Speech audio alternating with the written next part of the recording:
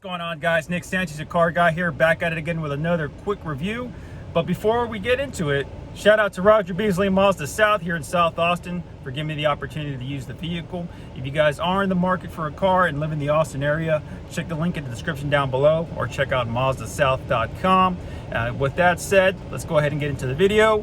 Today, 2021 BMW Z4 SDrive i30. Let me go ahead and read off some of the specs off the sheet here. Comes with a 2.0-liter 4-cylinder turbo, pumping about 255 horsepower, 0 to 60 at 6.4 seconds. And it's a convertible, good looking vehicle, and I'm pumped to check it out. Only thing is it's an automatic transmission, but that's fine. But with that said, let's go ahead and get into the walk. We're gonna start from the rear. Beautiful, beautiful black on black.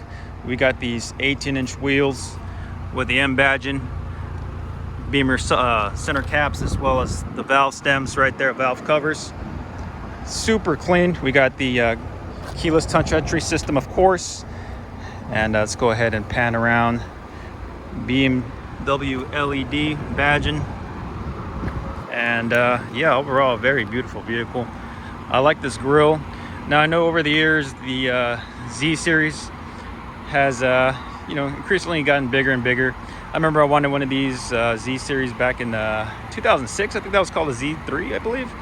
But overall, the evolution of this vehicle doesn't surprise me. Beautiful Z4 badging on the back, SDrive 30i badging as well. And you got that low profile spoiler that's just kind of blended into the trunk right there. Okay, so let's check out the trunk. We got this very sleek design. Looks like this one has the WeatherTech mats. Overall, pretty decent storage. I mean, it's going to be a lot bigger than a Miata. And yeah, it looks like you can actually fit a spare tire back here. Looks like you got the first aid kit. And down below, looks like we have the little hidden compartment right there. And yeah, overall not too bad as far as the storage capability of this vehicle. So let's go ahead and check out this engine. It's going to be a 2.0-liter 4-cylinder turbo. Overall, very nice presentation. You got these brackets or braces right here to kind of secure everything. You got the twin power turbo badging right there on the engine cover. And overall, I mean, it doesn't sound too beefy. It's just nice and quiet, sleek. So something you'd expect from BMW. So I must say though, this trunk or this hood is huge, man. Like, I'm not sure if it's translating very well to the camera, but this is like an overall large setup here for this engine bay. And of course, before we actually get into the breakdown of the interior of the vehicle, let's go ahead and get the elephant out of the room. This is a convertible. You got this switch right here, you push down and it starts coming down pretty quickly. I had a little hiccup there.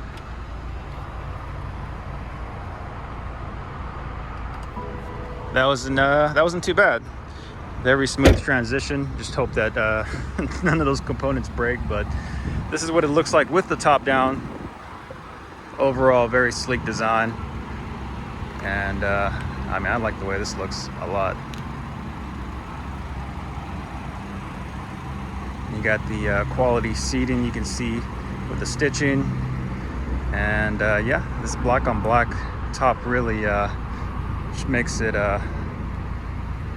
overall very nice and appealing aesthetically. So okay, so let's go ahead and head into the vehicle. Left hand side, the usual suspects: locks, windows, side mirrors, as well as a memory seat right there. You got the M badging right here, power seats, lumbar support on this nice leather seating right here. I like the stitching back here. Nothing too crazy in the back, but let's go ahead and sneak a peek. It looks like we got additional little cargo mat here, maybe for some goodies. All the speaker systems, and then that little center cubby hole to reach into the trunk. On the left hand side, you got your controllers for your lights right there. Let's go ahead and hop on in. Down below, here are the pedals. And of course, we are in the cockpit now. Okay, so on the left hand side, we got the cruise control. You got your paddle shifters peeking out, And then on the right hand side, you got your additional Bluetooth features, volume right there. In the center, you do have your maps, the display of the speed. Let me zoom in. And then some individual data. Up above on the glass, you do have the heads-up display. I'm going to try my best to present that to you guys, see if the camera actually catches it. It looks like you have the speed limit as well as the miles per hour. If I scroll on the little wheel, on the steering wheel, you'll see the radio stations there as well. Okay, so let's go ahead and get a shot of the center console. I got the AC unit right below. Let's go ahead and I have it in reverse. Let's check out the camera. You got the perimeter alert. Let's go ahead and put it into park. Let's click the home button. Okay, so there you go. You got your maps as well as some additional features. AC unit, you got your safety features right there. The display for the AC controllers. You got heated seats. Down below, the radio station presets. And then below that, you got your wireless charging port, USB port, an additional port right there, and a small little cubby. Center console, you do have your skid control, perimeter alert, auto ignition off, start stop button, the different modes, sport, comfort, eco pro, auto hold, electronic parking brake, the control for your hood, or I'm sorry, the roof right there for the convertible, and then the knob for your infotainment center, as well as some other additional hotkeys, media, home, map, calm, looks like a little world right there, and navigation. Getting down the sport mode, when I press sport, it'll highlight in red. When I press standard, and then eco pro, you have blue. So when I hit those buttons, you'll see them in the center console there as well. It's pretty cool. And let's go ahead and see what the other buttons look like for your infotainment center. So you got your media, communication, navigation, car and apps, and of course you got Apple CarPlay, Android Auto, the BMW store, and then yeah, pretty straightforward. Let's go ahead and actually check out the car feature. So you got your driving information, vehicle status, and other features like that. Looks like you got some owner manual information there as well. That's what I was kind of looking at, the sports display. Okay, there you go. So you can check out your PSI, foot-pounds of torque, it looks like, horsepower, and then the engine heat. So yeah, it looks like it has some features you can mess with. So that's pretty cool. And in the center, you do have this button. When pushed, opens up that center area very nicely, where you do have access to some cup holders, another charging port, and then this little area with this little rubber mat to prevent things from sliding around too much. I'm kind of interested in this. Okay, there we go. So it looks like a dual system right there, where you would lower that down, and I'm guessing you access that other portion. I'm guessing that's probably for like skis or maybe golf clubs or something like that. That's pretty neat. Passenger side, let's go ahead and take a look at this stitching. Very nice. It's your actual glove box here. Yep, way down below you do have a glove box, which you got your manual, and looks like on the passenger side you do have memory seats as well. And then up above you do have your SOS button, your dome lights, and that's pretty much it on that end. All right, y'all, time to take this Z4 for a quick little drive. So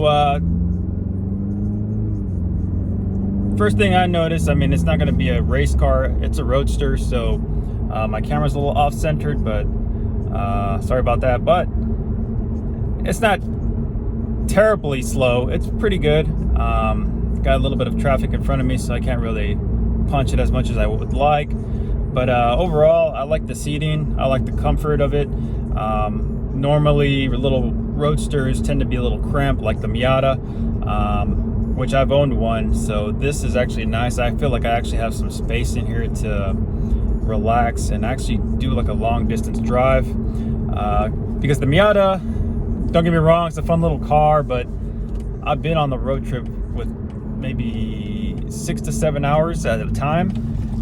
It wasn't the funnest thing. This, I can see myself road tripping with this, no problem.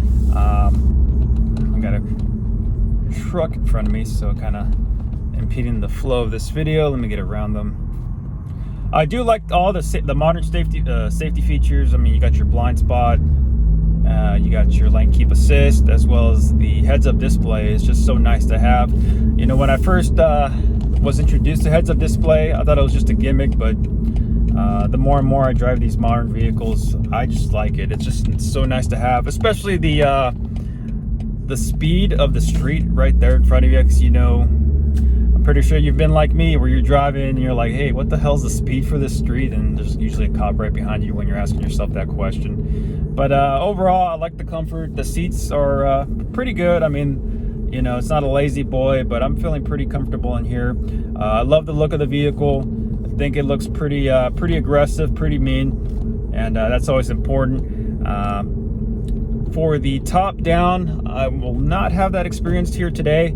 It is like 102 here in Austin today, so it's kind of miserable. I'm not going to put myself through that, but I'm pretty sure the top down experience is probably a pleasure in itself. Overall, I like it. I mean, if you all have the means to upkeep and maintain and afford this vehicle, I definitely recommend it. If not, then you can always look at alternatives. But overall, I'm a fan of this car, and that's going to be it for this quick review. I'm going to pull it back into the dealership here at Roger Beasley Mazda South. Check out their website if you are in the market, and if you like this video, give it a like, give it a thumbs up, hit the sub, and I'll see you guys in the next video.